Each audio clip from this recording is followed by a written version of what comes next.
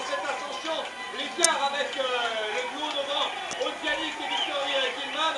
Et elle aperçoit aussi le duo de tête, ce qui l'a galvanisé au moment d'arriver en haut de cette côte.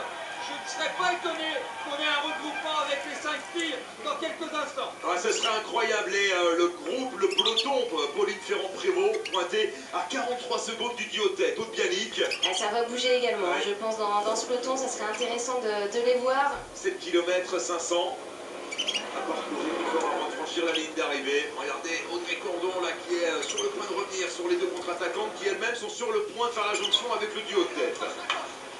Quelle fin de course.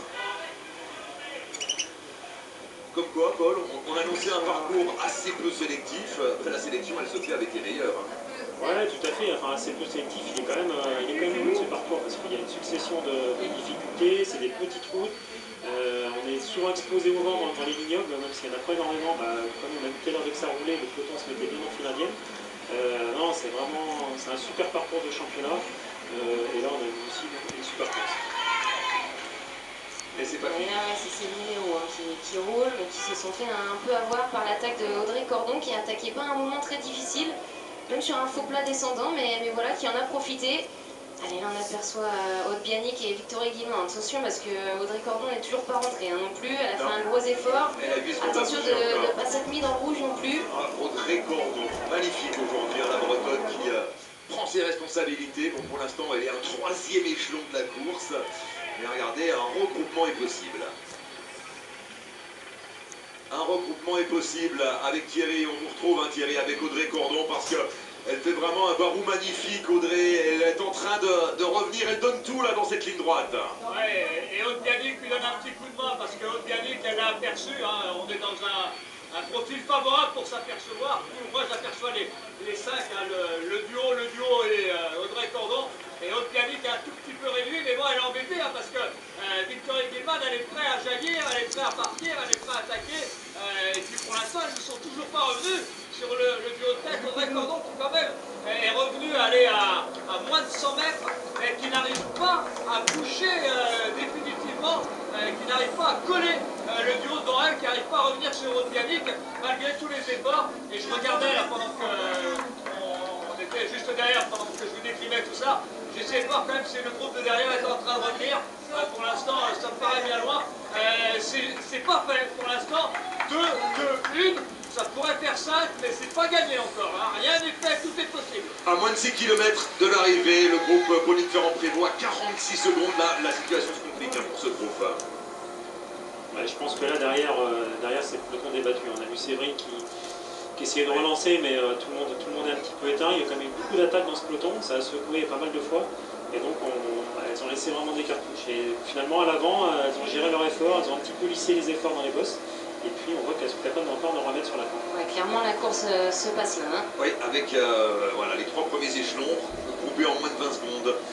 Aude-Bianic qui se retourne, elle n'a pas envie de voir non plus le retour d'Audrey Cordon-Rago, parce qu'Audrey Cordon-Rago ça va bien en sprint. Ouais, elle a sa pointe de vitesse, c'est oui. vrai. Et pour l'instant, elle n'a pas fait la jonction. En revanche, Ils sont durs ces derniers mètres à bouger.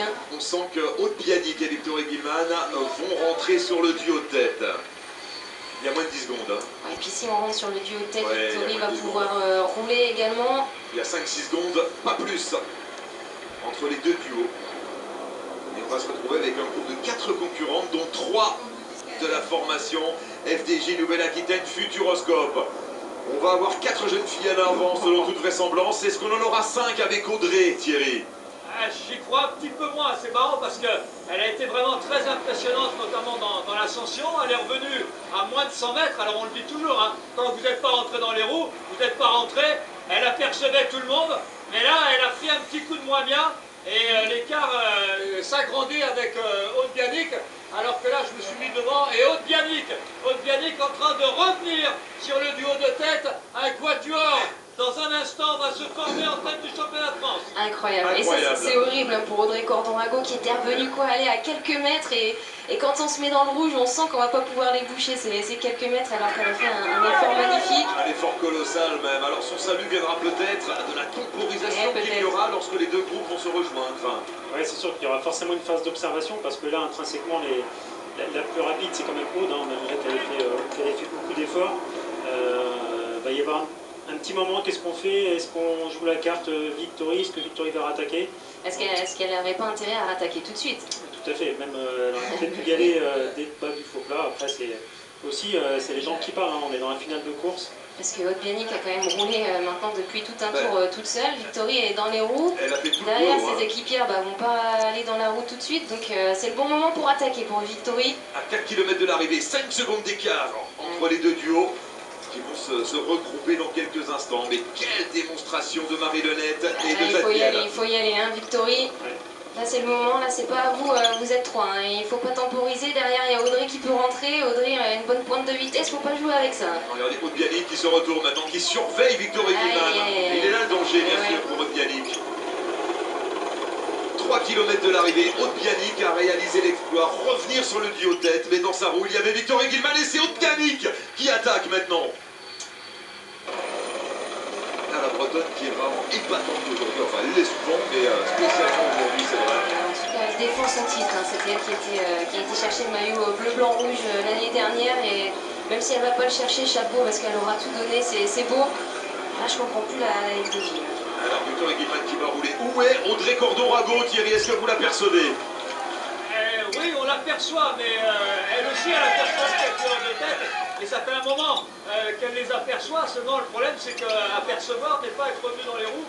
Et ça doit lui trotter dans la tête. Elle fait le maximum, elle est à bloc. Mais ça va être un peu compliqué parce que là, on est sur une partie descendante. On a atteint le panneau des 3 km. Et le vent est favorable. Donc, c'est forcément un atout de plus pour le peuple hors de tête. Ouais, et on annonce 17 secondes, hein, 17 secondes de retard pour Audrey Cordon-Rago au seuil des 3 derniers kilomètres. Il y a encore ce dernier faux plat qui fait mal. 500 mètres là, faux plat limite boss même. Et tout va se jouer ici. Allez, on s'est un peu remobilisé. Maintenant, on commence à parler. Là, il va falloir se sacrifier pour une fille. Là. Et ouais, Odbianic, c'est vrai, c'est pas à elle de rouler. Hein. Oui, des efforts, elle en a fait, Odbianic. Bon, cela dit, Marie-Lenette et Jadiel également en ont fait des efforts. Finalement, c'est Victory Gilman qui, elle, a le moins travaillé.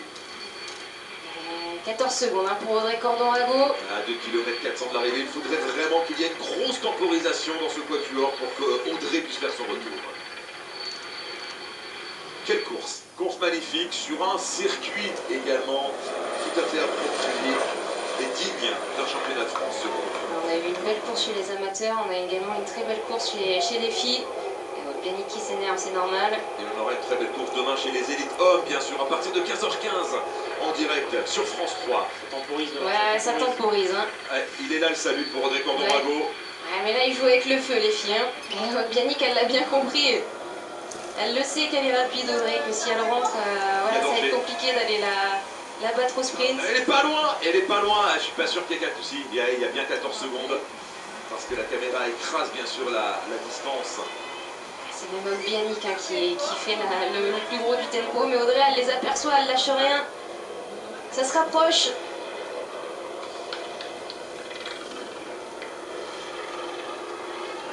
Marie-Lenette qui est à bloc, hein, c'est normal. C'est fini pour Marie-Lenette, elle a tout donné. Jadiel, c'est compliqué. Ah, c'est Victory qui a les clés de la course là. Marie-Lenette qui est en train de céder effectivement à 1,5 km de l'arrivée. On s'approche de la flamme rouge.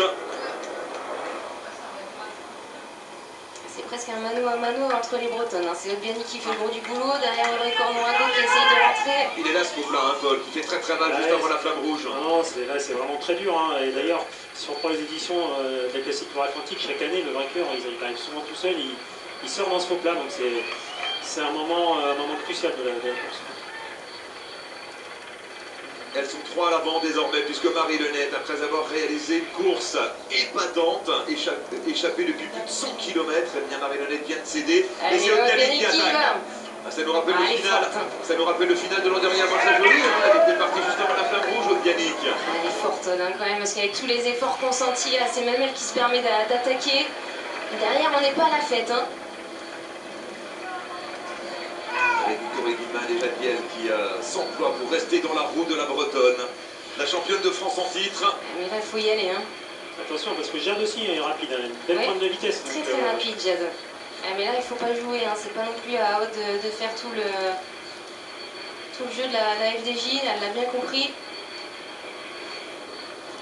1 km de l'arrivée à la flamme rouge. Oui, Aude s'énerve. Avec Odbianic, elle en aura vu des maillots FDJ aujourd'hui.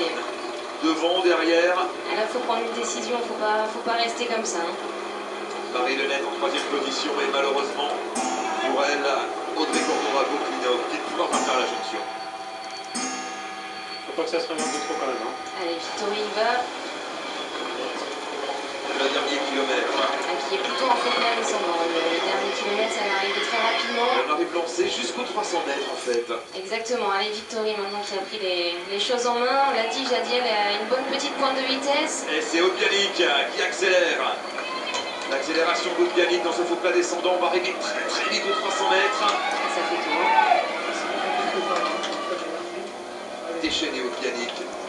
En tout cas, là, bravo, mais là... Elle n'a pas réussi à décrocher de sa roue les deux juniors, enfin la junior et Victory Gilman pour l'équipe de Ouais, là, il faut qu'il y en ait une qui emmène l'autre, hein. Là c'est pas possible. Allez, l'arrivée, on va arriver très vite, voilà, on est toujours en faux plat descendant, et ensuite, il y aura plus de 300 mètres avec devant la ligne d'arrivée avec Oudbianic qui subit l'accélération là tout de suite de Victory Gilman, avec Jadiel qui remonte. Impressionnant. Impressionnant, et c'est Jadiel qui s'impose devant Victory Gilman et Oudbianic. Jadiel qui a fait parler sa pointe de vitesse et qui s'impose, elle est championne de France. 4e place pour Marie Lenette.